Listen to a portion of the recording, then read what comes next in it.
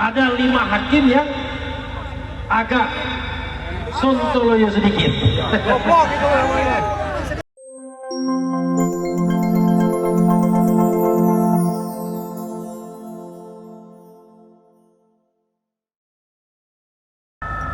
Dari 8 hakim Mahkamah Konstitusi, 3 orang berpihak pada kita. Jadi posisinya memang 35. Dari orang 3 itu adalah 3 hakim senior dengan gelar profesor. 1 Profesor Saldi Isra, Amir, itu Wakil Ketua Mahkamah Konstitusi. Yang kedua dari Universitas Andalas Padang. Yang kedua adalah Profesor Eni Nurbaningsih, Allah Akbar, dari Fakultas Hukum UGM, ya, tempat satu alma mater, tapi yang satu tidak diakui alma maternya. Oke. Karena ijazahnya masih dipertanyakan soalnya. Nah, yang ketiga adalah Profesor Arif Hidayat. Ini dosen yang paling senior, mantan Ketua Mahkamah Konstitusi dan Wakil Ketua Mahkamah Konstitusi. Sebentar dulu. Seandainya 1 hakim senior lagi itu berpihak pada kita, permohonan kita kabul harusnya, yaitu Ketua Mahkamah Konstitusi Soehartoyo. Ya. Tadinya kita berharap bahwa Soehartoyo, Saldi Isra, Arif Hidayat itu 3 yang tidak tergoyahkan. Kenapa begitu? Karena mereka ini hakim yang menolak mengabulkan putusan Gibran. Takut. Ya. Jadi dalam prediksi saya, kita hanya butuh 1 hakim konstitusi lagi. Dan ternyata ada Eni Nurbaningsih yang tadi saya perkirakan takut dia dengan istana, karena kebetulan yang memilihnya adalah istana. Tapi rupanya mungkin karena semangat Hari Kartini, perempuan berani. Jadi satu-satunya perempuan di sana dari 8 hakim konstitusi yang menyidangkan kita mau mengabulkan permohonan kita. Hidup Eni Nurbaningsih. Sayangnya memang hakim-hakim kemarin sore yang baru diangkat nggak tahu kenapa. Mungkin karena diintervensi, mungkin tidak paham bagaimana sengketa pilpres yang substantif. Yang jelas mereka menjadi bagian yang menolak atau tidak mengabulkan permohonan. Minta minum dong sedikit. Tuh. Maklum sudah 6 jam soalnya, waktu tidak ngomong. Tapi hal yang menggembirakan kawan-kawan semua adalah kita tidak kalah dalam perdebatan dengan 02. Tidak, kita tidak kalah dengan perdebatan 02. Karena bahkan kita memenangkan pertarungan itu. Kenapa saya katakan kita memenangkan pertarungan itu? Semua dalil dari 02 itu ditolak oleh hakim. Semua dalil.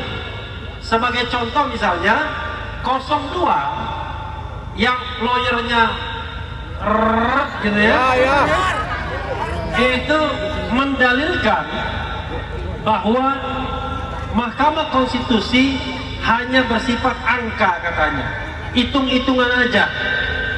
Dan ternyata ditolak oleh Mahkamah Konstitusi dengan mengatakan bahwa MK berhak mengadili dan menyidangkan apa yang dimohonkan baik 01 maupun 03, dan menolak eksepsi dari 02. Nah sayangnya ada 5 hakim yang agak sontoloyo sedikit. Saya tidak mau bilang masuk angin ya. Sontoloyo itu kan angon bebek ya kan. Kelasnya memang masih kelas di bumi, belum di langit, belum makrifat. Maka kemudian melihat sengketa Pilpres ini seperti sengketa pengadilan negeri dan pengadilan tinggi serta Mahkamah Agung. Kasus dibahas. Hakim Saldi Isra tidak demikian. Kata Hakim Saldi Isra, harusnya yang namanya sidang Mahkamah Konstitusi itulah untuk menambah keyakinan hakim atas dalil-dalil yang dimohonkan. Dan Saldi Isra, Eni Nurbaningsih, termasuk Arif Hidayat, mengatakan dalil kita bahwa bansos digunakan untuk pemenangan 02 terbukti.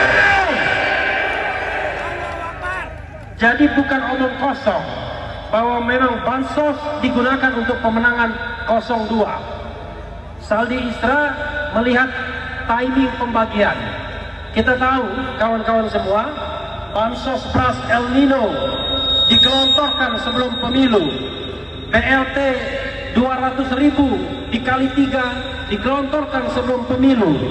Dan itu cukup bukti bagi hakim yang mengabulkan kita untuk mengatakan pemilu ini sudah curang. Ya, demikian juga yang terbukti menurut ketiga hakim yang membantu kita, bukan mengabulkan kita, yaitu soal keterlibatan aparat. Itu terbukti.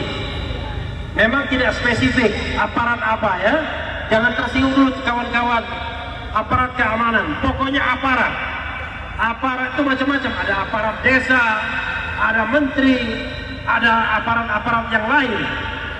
Dan terbukti, sehingga kata Saldi Isra, harusnya dikabulkan juga dalil mengenai keterlibatan aparat dalam pemenangan 02. Dan ini sejarah yang luar biasa bagi Republik ini. Baru pertama kali ini ada sengketa Pilpres yang ada dissenting opinionnya. Bayangkan, sejak 2004, 2009, 2014, 2019, semua sengketa Pilpres ditolak oleh Mahkamah Konstitusi tanpa satu hakim pun yang dissenting. Dissenting itu artinya memiliki pendapat yang berbeda. 5 hakim memang tidak mengabulkan, tapi 3 hakim mengabulkan. Allahu Akbar. Karena itu secara moral kita tidak perlu kalah. Secara moral kita dibenarkan. Kita dibenarkan oleh 3 profesor dari 3 universitas yang menjadi hakim konstitusi. Kita dibenarkan oleh 3 dari 8 hakim senior yang ada di Mahkamah Konstitusi, yang ilmu dan pengalamannya tentu lebih banyak dari hakim-hakim kemarin sore tersebut. Bagaimana dengan Presiden Jokowi? Putusan MK mengatakan Presiden Jokowi sesungguhnya telah melanggar etika. Dia melanggar etika.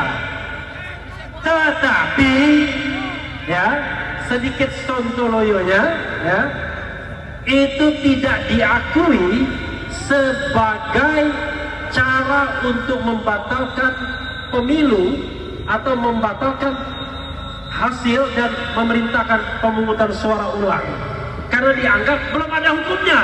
Kata MK, lah dia sendiri hukum, dia adalah majelis tertinggi, kenapa dia tidak selesaikan itu? Jadi dia hanya mengatakan memang Jokowi cawe-cawe itu tidak melanggar hukum, tapi melanggar etika. Itu menurut 5 hakim. Tapi kalau menurut 3 hakim, ia melanggar hukum dan etika. Seharusnya permohonan dikabulkan. Ya. Jadi ke depan kawan-kawan semua, kita tidak perlu down. Kita bukan kalah karena kehilangan argumentasi atau kita tidak mampu membuktikan kecurangan. Kita kalah mungkin saja karena tekanan pihak lain begitu kuatnya. Wallahu alam. Tetapi bayangan saya, seandainya Soehartoyo sebagai ketua Mahkamah Konstitusi setia pada putusan 90 di mana dia menolak bersama Hakim Konstitusi Saldi Isra dan Arif Hidayat, harusnya kita menang. Saya tidak tahu angin dari mana yang membuat kemudian dia berubah. Padahal selama ini saya termasuk orang yang memuji Ketua MK sebagai satu dari dua hakim yang mau menghapuskan presidensial threshold. Tetapi hari ini sangat mengecewakan, ya, sangat mengecewakan. Tetapi secara umum kita tidak perlu kecewa. Kita nanti kalaupun pulang dengan kepala tegak, kita katakan kepada keluarga, kita tidak kalah. Tim hukum 01 dan 03 sudah mematahkan semua argumentasi 02. Ahli-ahli 02 sudah patah semua. Cuman kita berhadapan dengan hakim-hakim yang kurang keberaniannya. Seperti saya katakan, untuk mengabulkan permohonan ini perlu 4 hal. 1. Imparsialitas, tidak memihak. Yang kedua, hati nurani. Yang ketiga, keyakinan. Nah, yang keempat, ini yang paling penting, keberanian. Itu yang tidak dipunyai oleh 5 hakim konstitusi lainnya, keberanian. Dan 5 hakim konstitusi itu kita catat baik-baik ya. 1. Soehartoyo, hakim dari Mahkamah Agung, ya, yang menolak kita. 2.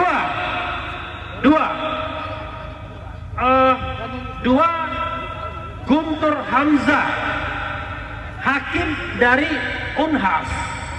Kenapa dia tidak ikut yang 4 ini saya tidak tahu. Tapi yang jelas ini hakim konstitusi yang pengangkatannya memang simsalabim. Tidak ada proses yang benar menurut undang-undang. Yang ketiga adalah Hakim Daniel Yusmik yang kemarin juga mengabulkan Gibran. Dia dari Atmajaya. Ya, dari Atmajaya. Nah, yang ke-4 dan 5 hakim baru kemarin sore. Anak kemarin sore. Walaupun lebih tua dari saya. Satunya Ridwan Mansur dari Mahkamah Agung dan satunya sangat mengecewakan, Arsul Sani dari P3. Saya tidak tahu kenapa menolak juga, ya. Apakah angin kanan kiri kencang? Saya tidak tahu. Ya, saya ditanya oleh wartawan, Anda yakin ada intervensi? Yakin, saya bilang. Loh, kok yakin? Dari mana informasinya? A common sense. Common sense, saya bilang. Ya, common sense, logika saja. Tapi saya balik tanya kepada wartawan, Anda yakin nggak tidak ada intervensi? Nggak bisa jawab juga. Ya, yakin tidak ada intervensi terhadap Mahkamah Konstitusi? Yakin atau tidak ada intervensi? Ya, saya juga yakin. Itu saja yang ingin saya sampaikan, ya. Mohon maaf, ini agak kering juga, dan di belakang saya sudah mengatakan cukup. Ini Ketua MK Anwar Usman belakang kita ini. Itu saja ya. Dan sekali lagi saya omong di sini sebagai bekas atau mantan lawyer. Karena sudah selesai tugas saya sampai putusan tadi. Jadi saya tidak mewakili Pak Anies, tidak mewakili tim hukum nasional lagi, tapi mewakili pribadi Refli Harun.